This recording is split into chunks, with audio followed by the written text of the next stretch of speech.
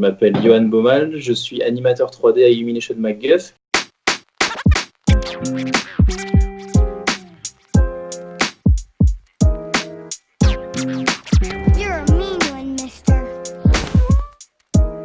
J'ai travaillé depuis 2014, donc j'ai commencé sur Mignon.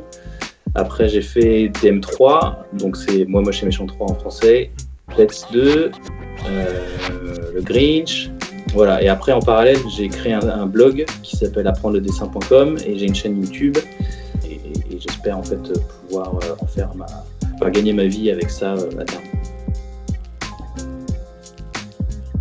Quand j'avais fait les Gobelins, j'étais aux États-Unis. Après, j'avais bossé à Pixar et j'ai bossé sur des petites séries, genre les Lapins Crétins, pendant 1 ou 2 mois. Et après, tout de suite, j'ai postulé à MacGuff. Contrat intermittent, c'est-à-dire qu'on a des CDD, mais genre de 3 mois, tu vois. Et tous les 3 mois, en fait, on re-signe un contrat. En gros, une journée type, c'est toute la journée devant ton ordinateur. Tu fais ton plan et soit tu passes, soit il y a un rend le matin où tu vas montrer ton plan. Tu vas te débrouiller pour bosser la veille pour être prêt le lendemain matin, soit tu vas le montrer l'après-midi. Et voilà, et en général, en fonction de la durée du plan, de la complexité du plan, tu vas avoir plus ou moins de temps pour le faire. En général, il y a des quotas pour les finir chaque semaine. Donc le vendredi, en général, on essaie de finir nos plans pour le vendredi, quoi. Je sais qu'il y a une centaine d'animateurs par film.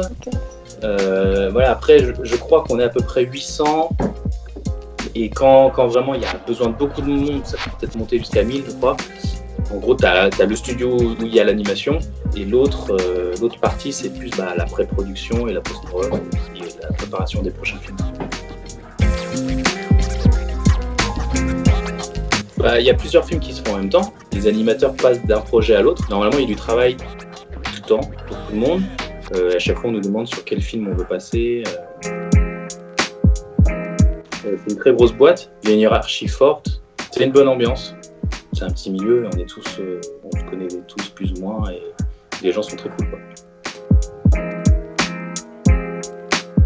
C'est que des équipes différentes. C'est pour ça qu'il y a autant de personnes. On s'occupe que de l'animation. En fait, c'est vraiment une question d'offre et de demande, quoi. C'est-à-dire que, par exemple, à MacGuff, ils vont avoir des périodes creuses et des périodes pleines.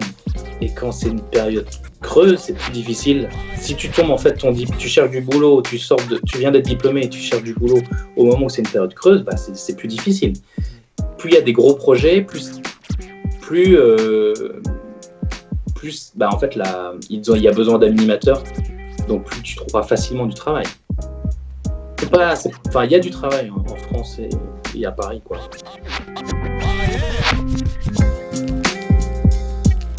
Bon, déjà, tu vois, on dit que depuis la 3D, en fait, c'est plus trop nécessaire de savoir dessiner. Bon, je pense que c'est quand même un plus énorme de savoir dessiner.